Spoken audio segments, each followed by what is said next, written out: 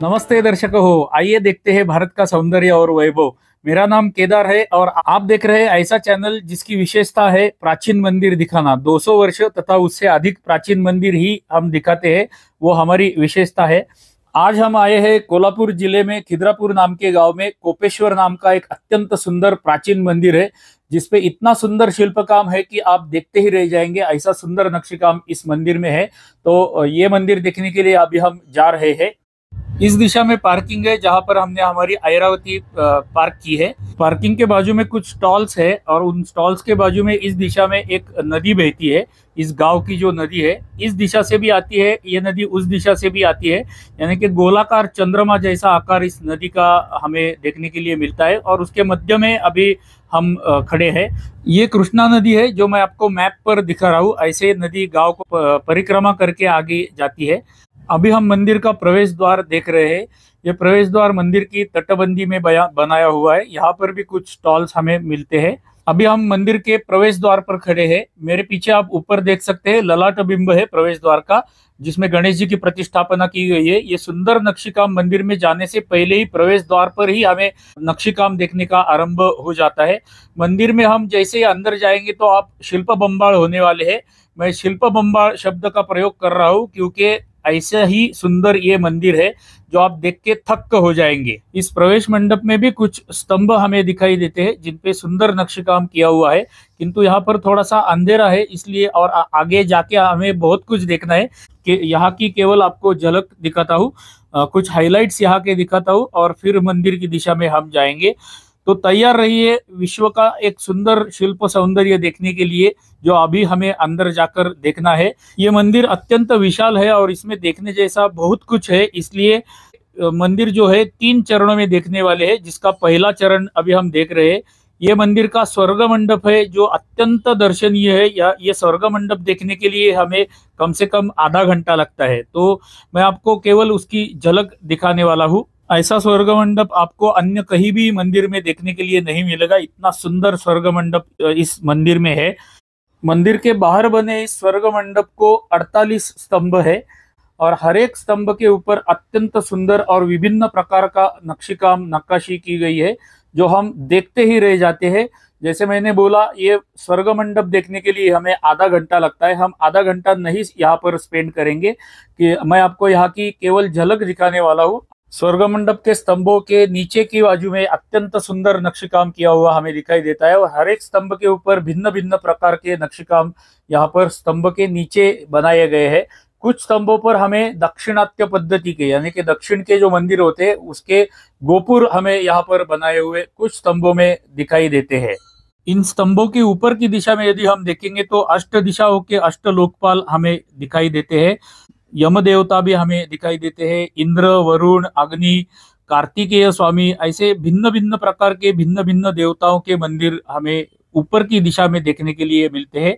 हर एक स्तंभ के ऊपर ऐसे अष्ट दिशाओं के अष्ट देवता इस दिशा में ऊपर की दिशा में हमें देखने के लिए मिलते हैं। भूमि पर हमें 14 फुट व्यास की एक रंगशिला दिखाई देती है। इस रंगशिला पर बैठकर कोई भी कलाकार, जो नर्तन करने वाला हो, गायन करने वाला हो, कोई भी कलाकार अपनी कला परमेश्वर को सादर करने के लिए इस रंगशिला पर बैठकर वो कला सादर करते थे। और ऊपर बैठे हुए सारे भगवान जो है और स्वर्ग मंडप से वो उनकी कला देख रहे हैं, ऐसी संकल्पना इस मंदिर में है। ऊपर जो गवाक्ष हमें दिखता है, ये बिल्कुल नीचे की जो रंगशिला है उसी आकार का है। 14 फुट व्यास की ये रंगशिला और स्वर्ग मंडप, ऐसी सुंदर रचना आपको अन्य कोई भी मंदिर में देखने के लिए नहीं मिलेगी। इतनी सुंदर यहाँ की स्वर्ग मंडप की रचना है। इस मंदिर की अगली विशेषता देखते हैं। ये भाटिका का जैसे दिखा रहे हैं, बाई बाजू में यदि हम देखेंगे तो मंदिर के बाहर की बाजू से हमें ब्रह्मा का दर्शन होता है। वहां पर जो भाटिका का दिखा रहे आप देख सकते हैं, बाहर से मंदिर के बाहर से एक ब्रह्मा की मूर्ति बनाई गई है। और दाहिनी बाजू में हम देखेंगे तो उस दिशा में हमें विष्णु की मूर्ति दिखाई देती है।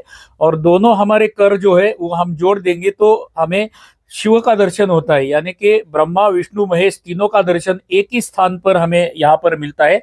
और यहाँ से थोड़ा सा भी हम आगे जाएंगे तो ये स्पॉट, ये बिंदु निकल जाता है और आगे से ये दर्शन तीनों का एक साथ हमें नहीं होता है। ऐसी इस मंदिर की विशेषता है। और ऊपर स्वर्ग मंडप भी हमें देखने के लिए यहीं पर मिलता है।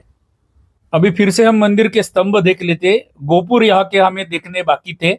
हर एक स्तंभ के ऊपर हम देखेंगे तो हर स्तंभ पर भिन्न भिन्न प्रकार के, भिन्न भिन्न आकार के, भिन्न भिन्न रचना के गोपुर बनाए गए हैं। मंदिर के हर स्तंभ पर अत्यंत सुंदर नक्शे काम हमें देखने के लिए मिलता है। मैं उसका जस्ट सैंपल आपको दिखा रहा हूँ, ये आप फूल देख लीजिए कितना सुंदर है और कितना माइक्रो डिजाइन इस फूल में बनाया गया है। ऐसे फूल इस स्तंभ पर चारों बाजू से बनाए गए हैं। ऐसा नक्शे काम आपको अन्य कहीं भी देखने के लिए नहीं मिलेगा। अभी हम ऊपर का जो गवाक्ष है, वो गवाक्ष के विषय में थोड़ा सा बात करते हैं। ये गवाक्ष जो है, इसकी भी एक विशेषता है। पूरे वर्ष में एक बार कार्तिक पूर्णिमा जो आती है, उस पूर्णिमा के दिन ऊपर चंद्रमा इस गवाक्ष के मध्य भाग में आ जाता है और उसका चंद्रमा का प्रकाश नीचे रंगशिला में आता है और पूरा गोल आकार का चंद्रमा हमें कार्तिक पूर्णिमा को इस गवाक्ष से दिखाई देता है। ये घटना जो है वर्ष में केवल एक बार ही होती है। इस मंदिर की और एक विशेषता देख लेते हैं। मैं जहां पर खड़ा हूँ, सामने ही हमारे अंतराल और मंदिर का गर्भगृह है।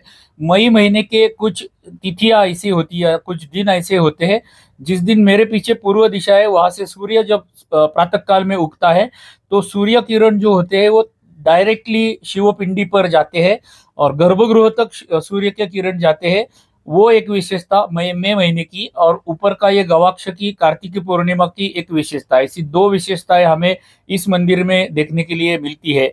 इस बिंदु से जैसे ही हम गर्भगृह की दिशा में जाते हैं, अंतराल की दिशा में जाते हैं, तो हमें यहाँ के अंतराल का पूर्व दिशा का प्रवेश द्वार दिखाई देता है और इस प्रवेश द्वार के ऊपर भी दोनों बाजू में अत्यंत सुंदर नक्शेकाम किया हुआ हमें दिखाई देता है। इन द्वारपालों के नीचे की दिशा में यदि हम देखेंगे तो द्वारपालों के नीचे हमें कुछ व्याल शिल्प बनाए हुए दिखाई देते हैं।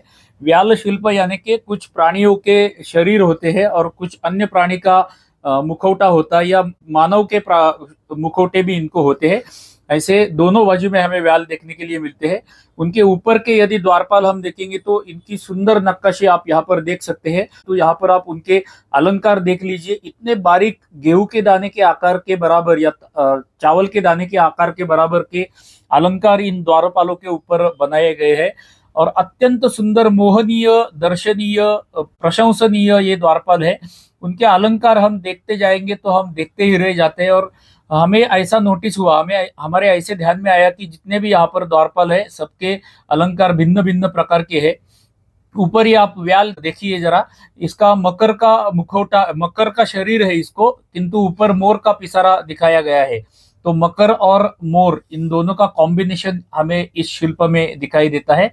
ये ऐसे विभिन्न शिल्प हमें इस मंदिर में देखने के लिए मिलते हैं। मंदिर की द्वार शाखा आप अभी देख रहे हैं, द्वार शाखा के ऊपर भी सुंदर नक्शेकाम किया हुआ है। ऊपर यहाँ पर भी एक ललाट बिंब है और ललाट बिंब में गणेश जी यहाँ पर भी है, यानी कि बाहर एक गणेश जी हमने देखे थे, यहाँ पर एक है और इसके अंदर और एक प्रवेश द्वार है, उस पर भी हमें एक ललाट बिंब में गणेश जी दिख जाते हैं। तो चलिए मंदिर के अंतराल में अभी हम प्रवेश करते हैं। अभी हम मंदिर के सभा मंडप में आए हैं। एक्चुअली अंतराल इससे भी आगे है और उसके आगे गर्भगृह है, किंतु हम अभी सभा मंडप में है। इस सभा मंडप में भी बहुत सारे स्तंभ बनाए गए हैं। पूरे मंदिर के यदि हम स्तंभ गिनेंगे तो लगभग 120 स्तंभ इस मंदिर में बनाए गए हैं और हर स्तंभ पर अत्यंत उत्तम पद्धति से शिल्प काम किया गया है।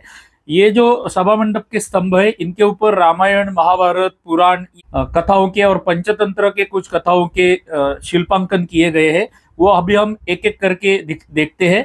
मैं आपको सारे तो नहीं दिखा पाऊंगा, किंतु कुछ सैंपल्स मैं आपको अवश्य दिखाता हूँ।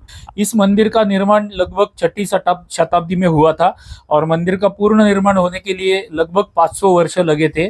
तो इसलिए यहाँ पर 3 शैलियां मंदिरों की हमें देखने को मिलती है। चालुक्य शैली है, शिलाहार शैली है और यादव शैली। ये तीनों शैलियों का प्रभाव इस मंदिर में हमें देखने के लिए मिलता है। तो अभी हम शिल्प देखने को आरंभ करते हैं। ये पहला शिल्प देखिए। इस शिल्प में हमें कोदंडधारी राम दिखाई देते हैं। कोदंडधारी राम का दर्शन हमें यहाँ पर होता है। इसी स्तंभ के दूसरे बाजू में देखेंगे तो उस बाजू में भी भगवान राम का एक शिल्प बनाया गया है। यहाँ पर आप देख सकते हैं एक महादेव का शिल्प यहाँ पर बनाया गया है। इसी स्तंभ के दूसरे बाजू में भी महादेव का एक शिल्प है, जिसमें नीचे एक राक्षस का वध करते हुए महादेव जी यहाँ पर दिखाए गए हैं। ये अभी आप शिल्प देखिए, ये पंचतंत्र की एक कथा है। नीचे मकर है, मकर की पीठ पर एक वानर बैठा है और वो ऊपर से पेड़ से आम निकाल रहा है। ये पंचतंत्र की एक कथा है। यहाँ पर आप कुछ नर्तिकाएं भी देख सकते हैं, कुछ स्तंभों पर नर्तिकाएं बनाई गई है, कुछ वाद्य बजाती हुई कलाकार यहाँ पर बनाई गई है। विभिन्न प्रकार के शिल्प हमें इन इस सभा मंडप के स्तंभों पर दिखाई देते हैं। विष्णु के दशावतार के कुछ शिल्प यहाँ पर है। ये भी एक पंचतंत्र की कथा है, जिसमें एक कासव है और वो कासव लाठी को लटका हुआ कासव है। ऐसे बहुत से शिल्प पंचतंत्र, पुराण, रामायण, महाभारत, विष्णु दशावतार, ऐसे अनेक शिल्प हमें इस मंडप में देखने को मिलते हैं। ये शिल्प आप जरा देख लीजिए। इसका ये शिल्प अभी पूरा बना हुआ नहीं है, इसका जस्ट स्केच करके रखा हुआ है। क्यों ये आधा अधूरा रह गया पता नहीं है, किंतु स्केच बनाया हुआ शिल्प हमें इधर देखने के लिए मिलता है। थोड़ी देर पहले मैंने आपको बताया था कि इस मंदिर पे चालुक्य शैली का प्रभाव है। चालुक्य राजाओं के देवता सप्त मातृकाएं थी, इसलिए कोने में हमें एक शिल्प दिखाई देता है। इस शिल्प में बाई बाजू में हमें महादेव जी दिखते हैं, नंदी महाराज के साथ में महादेव जी, और दाहिनी बाजू में हमें गणेश जी का शिल्प दिखाई देता है। उनका वाहन मूषक भी उसके साथ में है, यानी कि इस बाजू में गणेश जी, इस बाजू में महादेव और मध्य में सप्त मातृकाएं। ऐसा एक सुंदर शिल्प हमें इस सभा मंडप के कोने में दिखाई देता है। इसी सभा मंडप के चारों बाजुओं में हमें कुछ देव कोष्टक भी बनाए हुए दिखाई देते हैं। इन देव कोष्टकों के ऊपर भी अत्यंत सुंदर नक्शी काम किया हुआ है। ये स्तंभ का ऊपरी भाग आप देख लीजिए, कितना सुंदर नक्शी काम इस स्तंभ पर किया गया है। ऐसे सुंदर सुंदर स्तंभ इस सभा मंडप में भी है। ये हर एक स्तंभ जो है एक अखंड पाषाण में बनाया हुआ है, और एक स्तंभ की ऊंचाई 12 फुट से थोड़ी सी अधिक है। इतने ऊंचाई के स्तंभ एक पाषाण में, और उसके ऊपर इतना सुंदर नक्शी काम हमें यहाँ पर देखने के लिए मिलता है। अभी हम मंदिर के अंतराल में आए हैं। यहाँ पर हमें एक पुरुष का शिल्प दिखाई दिया। ये पुरुष के हाथ में आम दिखाए गए हैं, ये आम है। और इस पुरुष के हाथ का जो नाखून है, अंगूठे का जो नाखून है, वो नाखून की धार भी हम उसको हमारी उंगली लगाकर हम चेक कर सकते हैं। उसके अलंकार यदि हम देखेंगे तो अत्यंत सुंदर अलंकार ये पुरुष को बनाए गए हैं, और छोटे छोटे आकार का नक्शेकाम इस शिल्प पर हमें बनाया हुआ दिखाई दिया। नीचे भी उसको कमर के अलंकार, नीचे पैरों में उसके तोड़े उसको पहनाए गए हैं। उसके पैरों के नाखून जो है वो भी नाखून सुंदर पद्धति से हमें दिखते हैं। तो इतनी बारीकी से शिल्प हमें यहाँ पर बनाए हुए दिखाई देते हैं। ये दूसरे बाजू का शिल्प है, इसके भी आप अलंकार देख लीजिए, कितने सुंदर और छोटे आकार के अलंकार इस शिल्प पर भी किया गया है। कंबर पट्टा है, उसके कंबर के कुछ अलंकार है, और पैरों में उसके तोड़े पहनाए गए हैं उसको। उसके पैरों का सुंदर नक्शी काम हमें यहाँ पर देखने के लिए मिलता है। हम थक कर रह जाते हैं। मुगलों ने, आतताइयों ने इस मंदिर का बहुत सा नुकसान किया है, लेकिन जितना भी नुकसान उन्होंने किया है उससे भी कई गुना अधिक अभी तक यहाँ पर देखने के लिए हमें मिलता है। और ये हमारा भारत का सौंदर्य और वैभव है। ये सौंदर्य और वैभव देखने के लिए हमें यहाँ पर आना चाहिए। आप कोई भी स्टेट में, भारत के कोई भी राज्य में रहते रहेंगे तो भी आपको ऐसा लगेगा कि हमें ये मंदिर देखने के लिए प्रत्यक्ष आना ही चाहिए। अभी और कुछ शिल्प हमें यह अंतराल में दिखाई दिए। अभी यहाँ से अंदर गर्भगृह है। गर्भगृह में भी कुछ स्तंभ है, और लगभग 16 स्तंभ अंदर है, और उन स्तंभों के ऊपर भी सुंदर नक्श काम किया हुआ हमें दिखाई देता है। गर्भगृह का जो प्रवेश द्वार है, उस प्रवेश द्वार के ऊपर यदि हम देखेंगे तो ललाट बिंब में हमें गजांत लक्ष्मी का शिल्प दिखाई देता है। ऐसी गजांत लक्ष्मी हमने वागेश्वर मंदिर में भी देखी थी। उनकी द्वार शाखाओं पर भी अत्यंत सुंदर नक्श काम हमें देखने के लिए मिलता है। यहाँ पर आप देख सकते हैं 3D टाइप का या 2D टाइप का शिल्प बनाया हुआ दिखाई देता है। शिल्प के पीछे हम हाथ उंगली डालकर चेक कर सकते हैं। यहाँ पर इतने सुंदर शिल्प है कि मैं उनका वर्णन नहीं कर पा रहा हूँ, मेरे पास शब्द नहीं है। ऐसे सुंदर शिल्प हमें यहाँ पर देखने के लिए मिलते हैं। आज तक बहुत से शिव मंदिरों में हमने शिव के गण गर्भगृह के बाहर देखे थे, ऐसे ही 2 गण यहाँ पर थे। अभी जो हम देख रहे हैं ये दाहिनी बाजू का शिव का गण है। बाई बाजू का जो गण है वो यहाँ से गायब है, वो मंदिर के बाहर टूटी फूटी अवस्था में पड़ा हुआ है। ये जो गण है शिव का, दाहिनी बाजू का गण, उसकी ऊंचाई लगभग 8 फीट है। हमारे पूर्वजों के पास कोई भी आधुनिक शस्त्र नहीं थे, उनके पास हाईटेक टूल्स नहीं थे। ये आप देख लीजिए, हम जहाँ पर उंगली डाल रहे हैं ये काम उन्होंने विदाउट हाईटेक टूल्स कैसे किया रहेगा, है कि नहीं आश्चर्य की बात। यहाँ पर कुछ परदेशी नागरिकों के भी शिल्प हमें दिखाई देते हैं। कुछ चाइनीज या फ्रेंच नागरिकों के चित्र भी या शिल्प भी हमें इस मंदिर के स्तंभों के ऊपर बनाए हुए दिखाई देते हैं। ऐसे विदेशी नागरिकों के शिल्प देख के हमें पता चलता है कि हमारे उस कालावधि के लोग विदेशों में भी व्यापार करते थे। अभी रामायण, ये शिल्प रामायण का है। भगवान राम के जंगा पर लक्ष्मण जी मूर्छित होकर पड़े हुए हैं, ये दर्शाने वाला शिल्प हमें देखने को लिए मिलता है रामायण का। उसके बाजू में यदि हम देखेंगे तो वहां पर हमें हनुमान जी मिलते हैं, क्योंकि इसी प्रसंग के बाद में औषधि लाने के लिए हनुमान जी गए थे, इसलिए हनुमान जी का शिल्प रामायण के शिल्प के बाजू में लगाया गया है। ये शिल्प देख लीजिए, ये भी एक हनुमान जी का शिल्प है, किंतु ये दक्षिण मुखी हनुमान इस मंदिर में अंदर हमें देखने के लिए मिलते हैं। ऐसे बहुत से रामायण और महाभारत के प्रसंग हमें यहाँ पर देखने के लिए मिलते हैं। अब ये है भगवान विष्णु, शंख चक्र पद्म गदा हाथ में लिए हुए विष्णु का शिल्प हमें एक स्तंभ पर एक बाजू में दिखाई देता है। उसी स्तंभ के दूसरे बाजू में हमें विष्णु का 9वां अवतार बुद्ध भी दिखाई देता है। अगला आश्चर्य, यहाँ पर देखिए आप, आज के कालावधि में जैसे डिजिटल डिजाइनिंग किया जाता है कंप्यूटर पर, वैसा डिजिटल डिजाइनिंग जैसा शिल्प पाषाण में बनाया हुआ हमें यहाँ पर देखने के लिए मिलता है।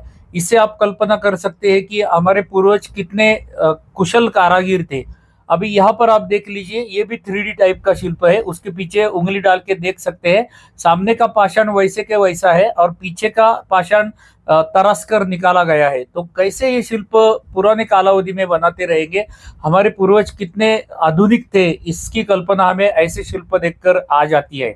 अभी ये जो सारे शिल्प इस मंदिर में बनाए गए हैं, इस टाइप का यानी कि बसाल्ट नाम का खड़क या पाषाण, ये मंदिर के क्षेत्र में मिलता नहीं है। कम से कम 100-150 किलोमीटर दूर से ये सारे शिल्प इस मंदिर के निर्माण के लिए यहाँ पर लाए गए थे। अभी हम मंदिर के गर्भगृह में आ गए हैं।